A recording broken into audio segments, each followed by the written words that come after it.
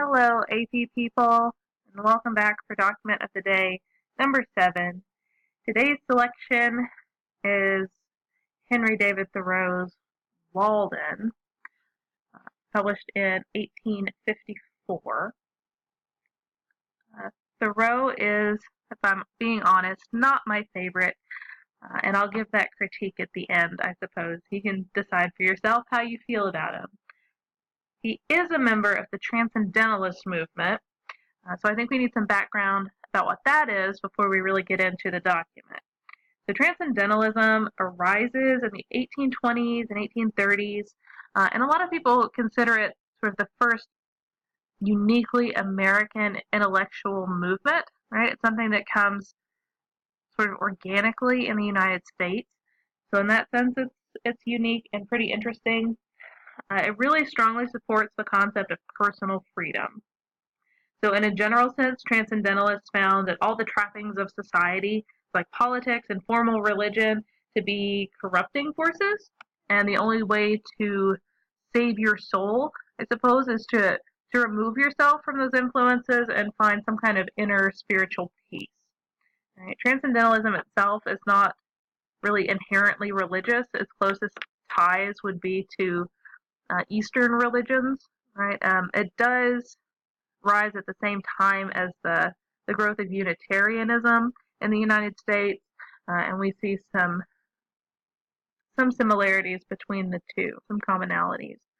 Right. So Thoreau embraces the transcendentalist movement, and he publishes the text Walden in 1854 to document his 2-year, 2-month, and 2-day stay at a cabin on Walden Pond. It's just outside of Concord, Massachusetts. And in the text, he's really struggling to come to grips with modern society, and he wants to lose himself in nature to try and rid himself of all of the evils that come with society. And ultimately, he's advocating for self-reliance and frugality, and essentially what we today could recognize as minimalism, to allow individuals to nourish their inner self and step away from everything evil in mainstream American society. So let's read a selection from the text here and see what you think. The mass of men lead lives of quiet desperation. What is called resignation is confirmed desperation.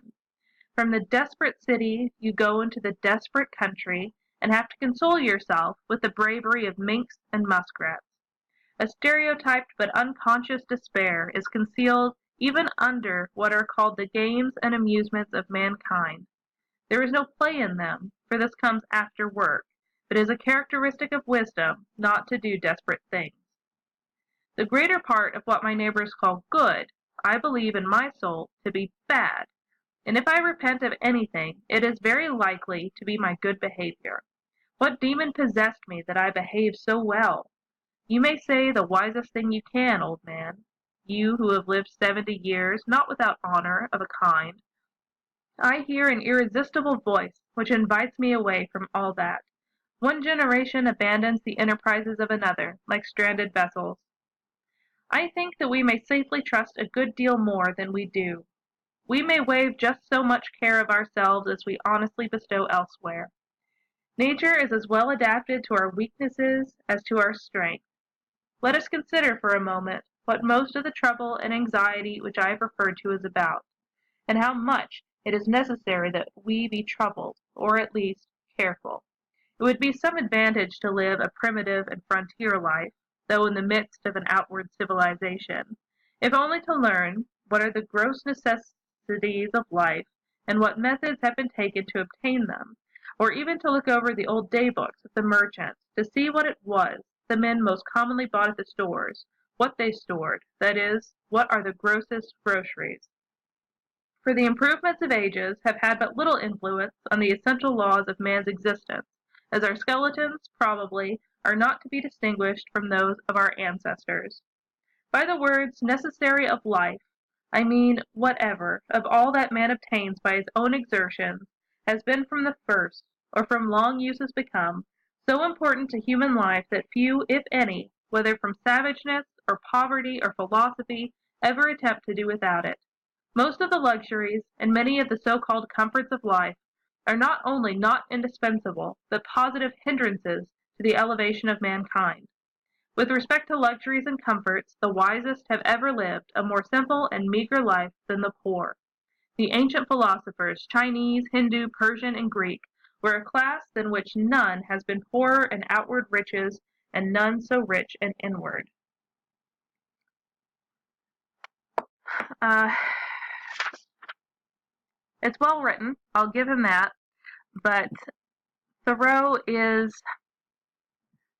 I think today we'd call him a bit of a hipster sellout, a hipster hypocrite. Is that a valid thing to say?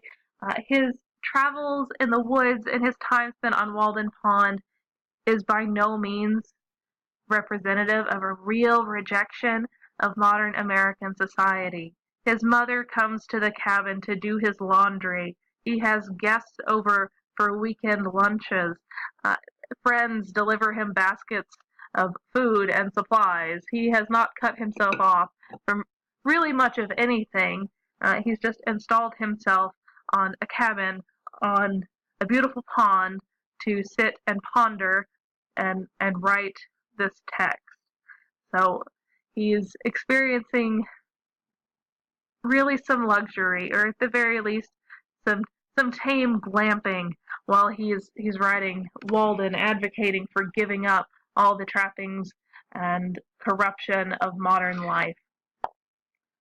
He does do at least a little bit of practicing what he preaches as far as his tax resistance goes, his nonviolent protest against the Mexican-American War, including a refusal to pay his taxes, does land him in prison for a short time, and his advocacy for nonviolent resistance does inspire later advocates and reformers like Martin Luther King Jr. and Mohandas Gandhi.